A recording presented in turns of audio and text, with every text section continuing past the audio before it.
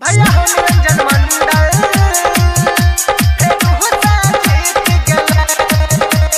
DJ Shiv Narayan Sitamarhi Angika recording studio Rupauli Purnia Bihar.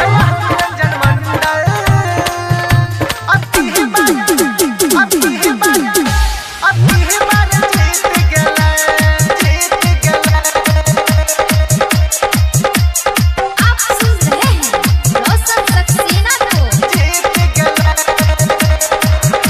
सब लोग के इहे रहे चौकीदार हो, रुपौली के जनता के रहे दुलार हो। विरोधिया सया का 300 सीट भेले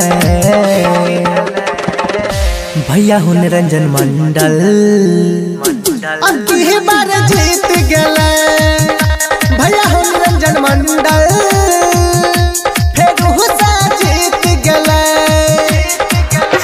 सब लोग के इहे रहे चौकीदार हो, रुपौली के जनता के रहे दुलार हो। विरोधिया सया का 300 सीट भेले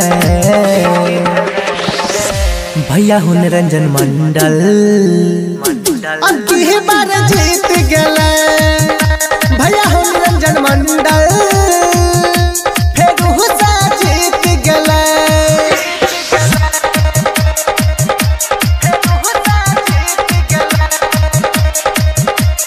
अंगिका रिकॉर्डिंग स्टूडियो रुपौली पूर्णिया बिहार।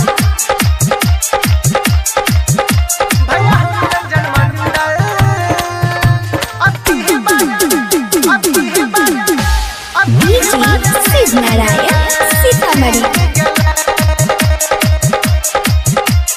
आप सुन रहे हैं रोशन सक्सेना को।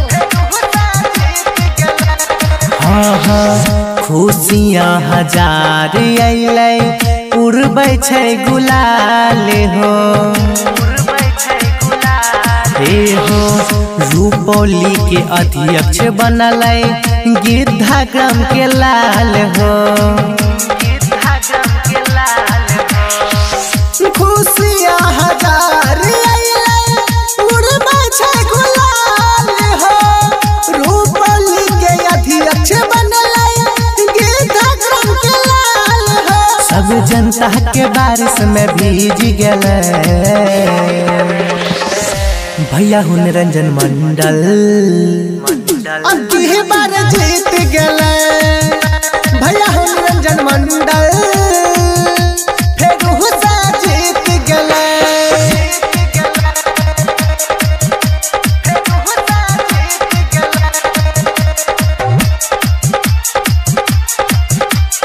Angika recording studio Rupauli Purnia Bihar.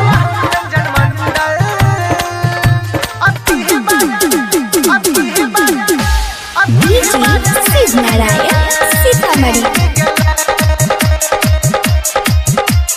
आप सुन रहे हैं रोशन सक्सेना को।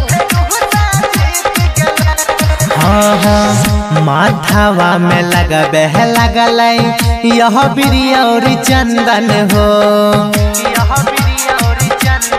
ए हो रोशन सक्सेना करे दिल से अभिनंदन हो। माथावा में लगबे लगलै या बिरिया और चंदन हो। रोशन सक्सेना करे दिल से अभिनंदन हो। सब विरोधिया के सपना टूट गेलै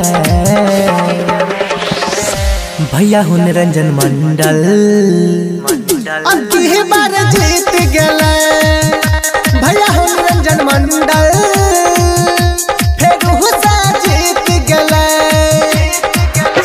सब लोग के इहे रहे चौकीदार हो, रुपौली के जनता के रहे दुलार हो। विरोधिया सया का 300 सीट भेले